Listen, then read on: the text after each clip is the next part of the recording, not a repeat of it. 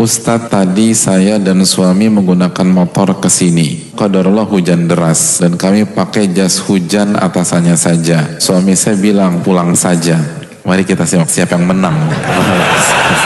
Saya bilang lanjut saja. Namun suami saya akhirnya marah karena celananya basah. Katanya malu nanti di masjid.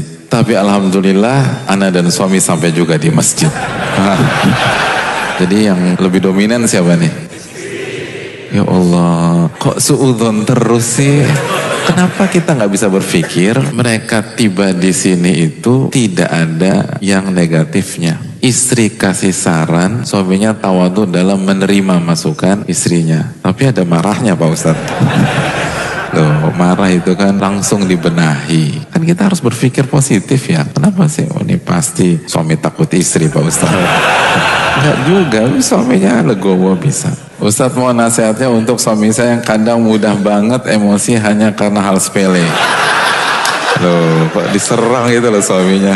Mohon nasihatnya juga untuk saya yang kadang suka bikin dia kesal.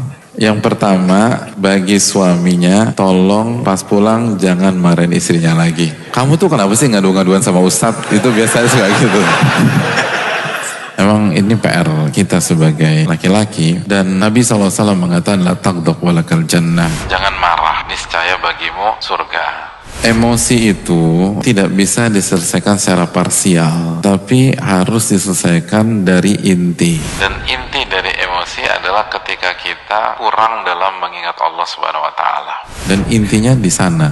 Jadi kalau kita ingin nggak marah, itu kita harus perkuat zikir dan perkuat zikir dari malam hari. Kenapa? Ingat ketika Allah berfirman, wa ibadur rahmanil ladzina yamshuna 'alal ardi hauna wa idza khatabahumul jahiluna qalu salama. Hamba-hamba Allah yang berjalan di atas permukaan bumi dengan penuh ketawaduan, dan ketika diprovokasi, mau dicaci, mau dihina, mau difitnah, enggak respon kecuali dengan kata-kata yang santun, yang baik.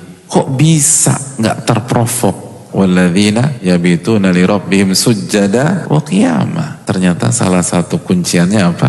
Mereka itu kalau waktu malam bangun dan tahajud sama Allah. Jadi kalau kita ingin bisa mengontrol emosi kita di sepanjang hari, start dari waktu malam. Itu sangat ngebantu. Nah, buat istri juga jangan buat kesel suami. Istri itu tugasnya buat suami bahagia. Nah, caranya sama. Jaga hubungan dengan Allah Subhanahu wa ta'ala.